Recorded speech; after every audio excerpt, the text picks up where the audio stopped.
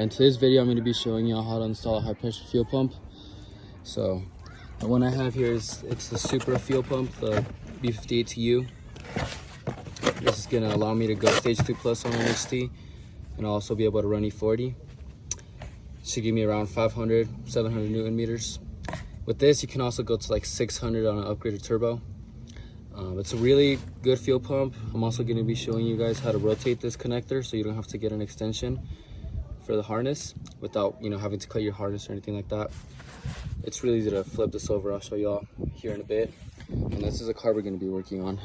It's 2017 340i.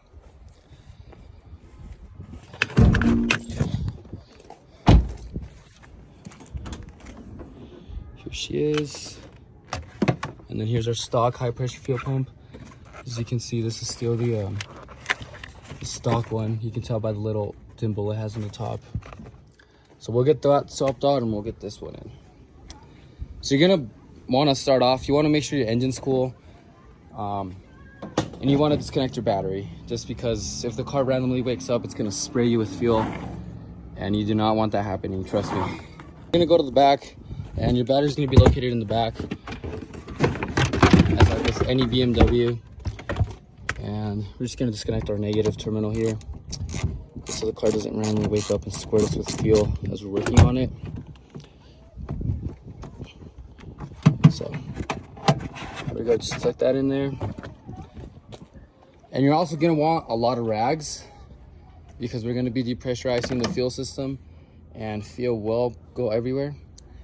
So you can start off releasing the pressure like around this valve right here, or I mean this connection right here.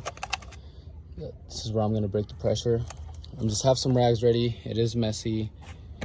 You can also remove your low pressure fuel pump fuse and then just start it until it starves. But I mean, regardless, there's gonna be fuel coming out at some pressure. So just have some rags ready and let's break this free. All right, so this is gonna be a 17 millimeter and cover it because like I said, there's a lot of pressure in here. All right, here we go.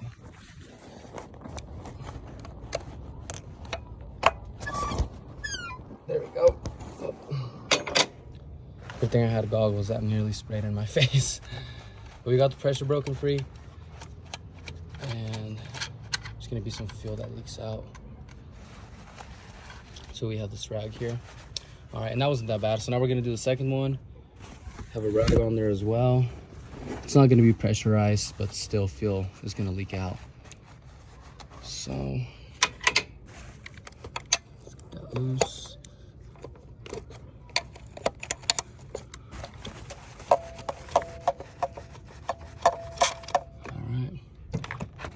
And there's gonna be one more flange over here. Break that loose. And I also have a rag on there to catch all the fuel that leaks out. All right. So with all of that said, your fuel rail here is completely loose. So just disconnect this connector, put it aside.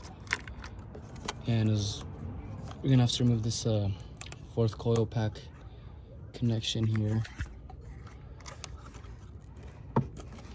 It's removed, and just make sure all the flanges are just connected like that, and then this will come off. So we're gonna start off now. Gonna remove these right here. So these are a 10 millimeter, and all you gotta do is turn it like 45 degrees.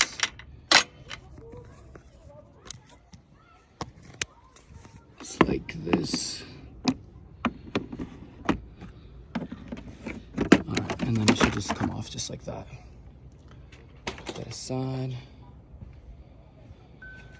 Now we got this side over here.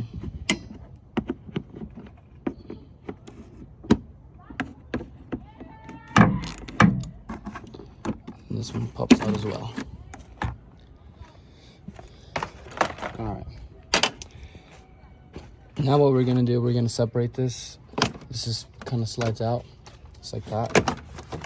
And there is a wire that goes in here. So it's up to you if you want to remove it. I'm just going to remove it to make it easier to record. All you got to do is just tuck it back in there, and we have more access to everything now. So we have to remove the brace actually. So So this is gonna be a Torx right here, and there's gonna be 2 more Torx over here. So this is gonna be a 14 millimeter, unless you use a Torx. I'm not using a Torx, I'm just using normal 12 point. So we're gonna break that free. And then there's gonna be 3 more. There's gonna be one over here.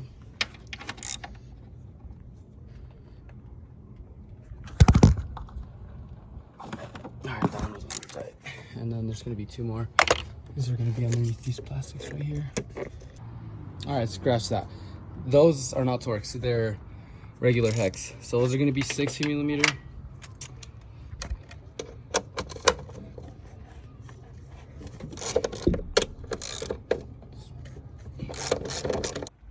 Alright, so once you remove all those 4 bolts, this brace bar will just come out, just like that. Hey, kitty. And then we're just gonna be left with this plastic right here. So there's gonna be a connection up here. You gotta be careful, you don't wanna break that. There's gonna be a few 10 mils, so right here, and they're gonna go all around this plastic bar. And we're gonna remove those, and then this cowl should just slide out.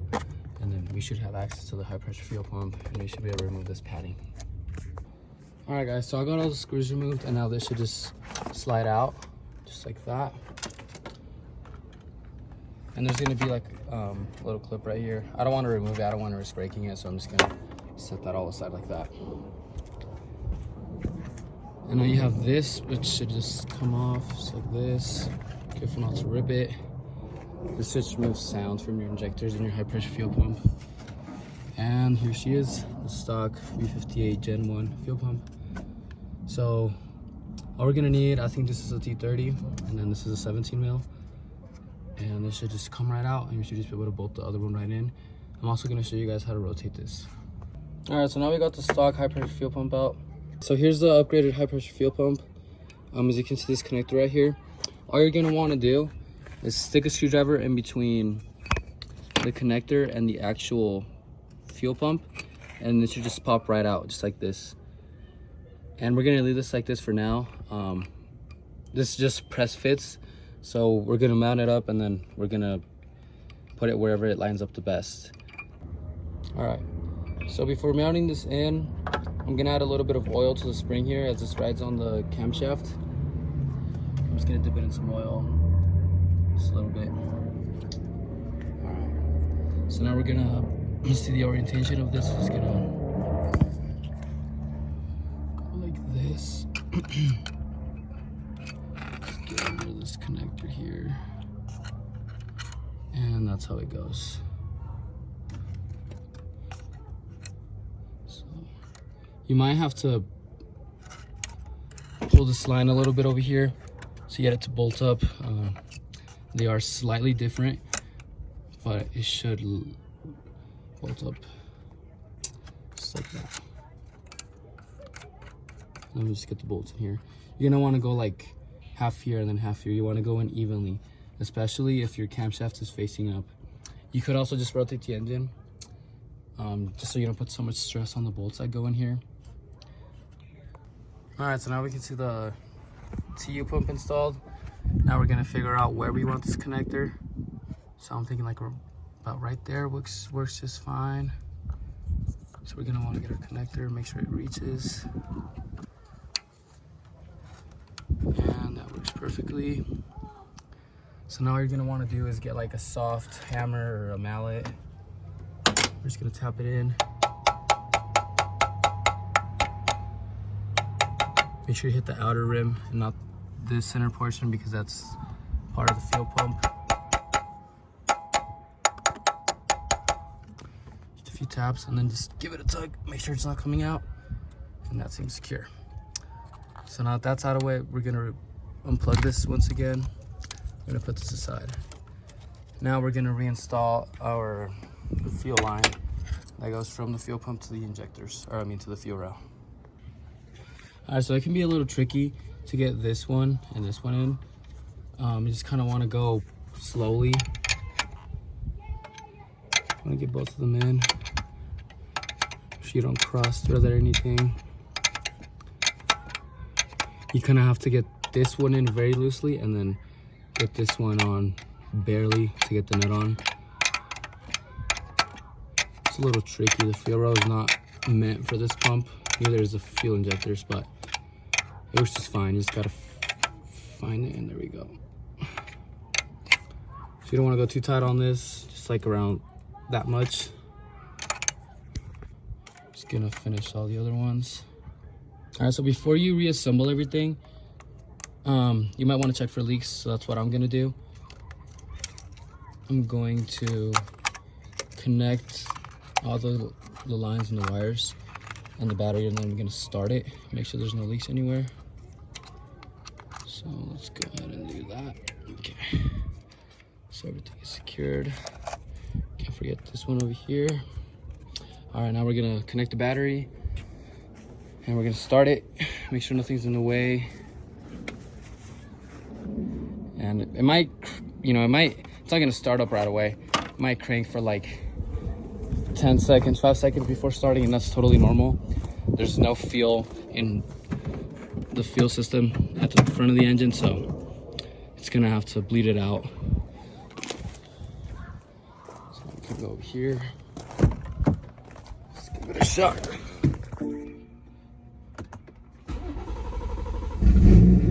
There she is. We're just gonna make sure there's no leaks.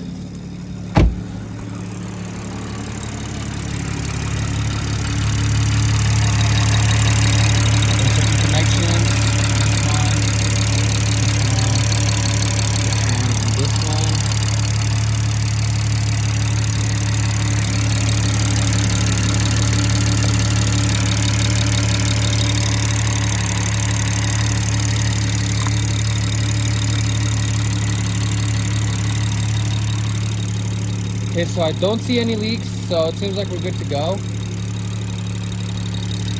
We're just gonna put everything back together, and then we're gonna flash stage 2, and we'll get some E40, and we should be all done. Some people ask me, how do they know if they installed this properly? You're gonna be able to tell right away. If you had installed it properly, it would be, rough idle, probably wouldn't even start. It would, you would hear stuff. It's pretty easy to tell when you didn't install it right. So right now everything looks to be fine, so I'm gonna put everything back together, and then we'll go for a spin. All right, guys, so she's all back together, as you can see. Oh, never mind, just forgot this. I'll get it in later, but anyways, yeah, she's all back together. So I'm gonna flash stage 2 plus. We're gonna go get some ethanol, and we're gonna do some pulls, see how it goes. All right, so back in the car, we're gonna flash stage 2. So we can now go stage 2, high pressure fuel pump, E40. All right, so the tune is done. Starts right up. So we're gonna get some ethanol, and you do wanna make sure you get the super license so you can log some data. You just wanna look at your fuel pressure, and you wanna make sure, you don't go too low when you're running ethanol. It's something you should do regularly, just monitor all your stuff, your IATs, your coolant temps. So I would definitely recommend this. I'm gonna be looking at this, make sure that my fuel pressure doesn't drop, below the safe zone where you start running into issues. All right, so here we are in the car. We're gonna do a quick pull. It definitely does feel faster.